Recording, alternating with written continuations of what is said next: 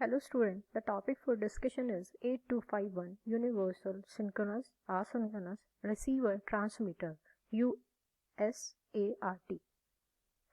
This IC 8251 was designed by Intel for data communication with Intel's microprocessors. Basically, this IC provides a serial data communication facility for peripheral devices. It provides data serial communication between microprocessor and peripheral devices. What is communication? Communication is the data transfer between two devices. The data transfer can be serial or parallel. In serial transfer, sender sends a bit at a time to the receiver. One by one bit transmission is happened in serial transfer. In parallel transfer, sender and receiver have multiple channels, so sender can send multiple bits at the same time to the receiver. In serial communication, there are two types of modes, transmission modes. One is synchronous, second is asynchronous. In synchronous modes, transmitter and receivers are synchronized with a common clock. In asynchronous transmission mode, transmitter and receiver clocks are independent. USART is used as a peripheral device and is programmed by the CPU to operate using virtually any serial data transmission technique. So, this is it was designed for synchronous, asynchronous serial data communication. And how it does the serial communication between microprocessor and peripheral device? The USART accepts data characters from the processor in parallel format and then convert them into a continuous serial data stream for transmission. On the other hand, it can receive serial data streams from peripheral device and convert them into parallel data characters for the microprocessor. USART was made with HMOS technology, high performance MOS technology. So here this is the block diagram of 8251 USART. 8251 USART has 5 control blocks: read write control logic block, modem control logic block, here receive control transmit control logic block, receiver logic block, and data bus buffer. So we will see one by one all the blocks. Before that, we will see how parallel and serial transmission is being done. So here the processor is connected to the 8251 from these pins as D0, D7. Data buffer is connected to the data bus of the system bus. Here reset clock, read bar, write bar, CS bar pins are connected to the respective read bar, write bar, CS bar, reset clock pins of microprocessor. And here the 8-bit data is accepted from the microprocessor and transmitted to the peripheral devices in serial form by using this output pin TXD. Here 8251 can receive the serial data from RxD pin from peripheral devices, convert that serial data into parallel format and sends that data to the microprocessor. So we will see the 5 functional blocks one by one. First is read write control logic block. So as you can see here, the read write control logic block has some pins as reset pin is connected with the reset pin of microprocessor. So this pin reset 8251 IC. Clock pin is required to provide the clock input to the 8251 IC. C, D bar, read bar, write bar, CS bar, all 4 pins are combined to define the various operations of 8251. As 8251 has 3 registers, one is control register, status register and data buffer. So which register is being selected will be denoted by C and D bar. So when CD bar is high, the control or status register will be selected.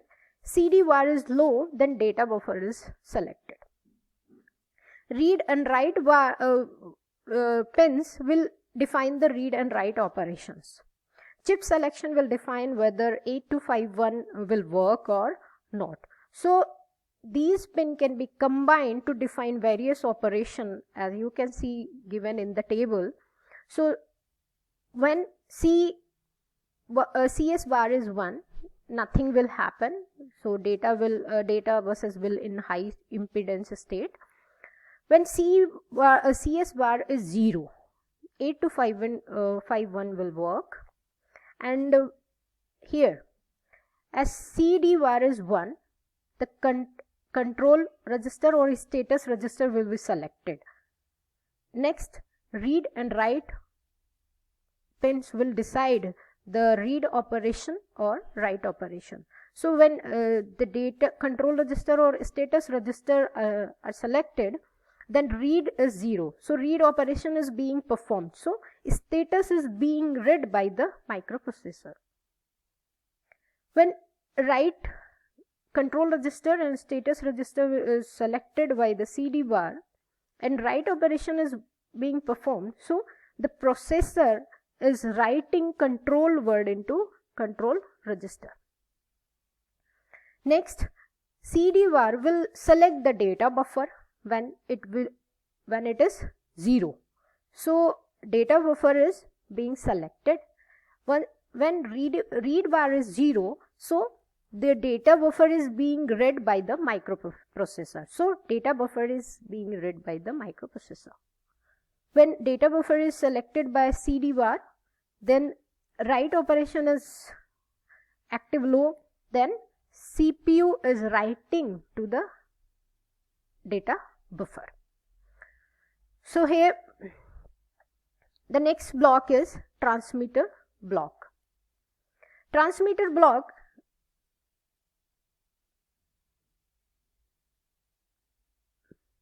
receives the parallel data from microprocessor and converts it into the serial data and send to the peripheral devices.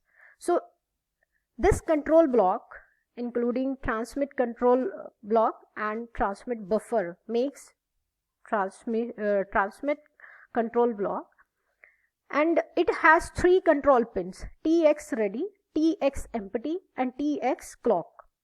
So transmitter block has 2 registers. One is buffer register, second is output register. Buffer register holds 8-bit parallel data from the microprocessor, and output register will help to convert the parallel data into serial bits. Once TX is ready, TX ready is high, it denotes the processor that transmitter is ready to accept a character data from the microprocessor. So the microprocessor can send the character to the transmitter. Once the output register is empty, it will be denoted by TX empty pin. That if TX empty pin is high, then it will denote that the transmitter has no character to send. Transmitter is output register is empty, so it does not have any data to send to the peripheral device. And TXC is the clock signal, which denotes the which controls the rate at which bits are transmitted by 8251. It will control the transmission rate at which the transmitter is transmitting the bits. Same as receiver can receive the serial data from peripheral devices from RxD pin and convert the received data into parallel format with the help of receive control logic block and sent to the processor. So it has three control pins: Rx, RDY, RxC and SYNDET. So Rx RDY pin, if it is high, ready, receiver is ready, so it denotes, it send a signal to the processor that I am ready to send you character. I have one character to send you. RxC basically controls the receiving rate at which the bits are received by the USART. And SYNDET VRKDET pin will work in asynchronous mode differently and synchronous mode differently. In asynchronous mode, it will indicate the break in the data transmission. The data transmission break will be denoted by this pin. But in synchronous mode, it will indicate the reception of synchronous character. So next block is modem control block.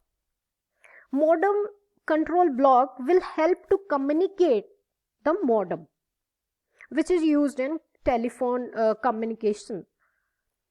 So modem control unit allows to interface a modem to 8251 when 8251 is connected to some modem, and modem helps to establish data communication through over telephone lines. So modem control logic will help in handshaking signals to establish the communication. Now the modem converts analog signal to digital, digital signal to analog, and helps the computers to communicate over telephone lines. It has some pins: DS, data set ready, data terminal ready, clear to send and request to send. These pins are being used to test the modem conditions by a microprocessor. So as data set ready is signal in input signal to denote the data is ready, and data terminal ready is output signal to denote that the data is ready to be output, and C clear to send. The transmitter will begin the transmission upon being enabled if CTS is 0. RTS is request to send. It is an also output signal which is used to set the status of RTS. So we have 8251, which provides the serial communication between microprocessor and any peripheral device.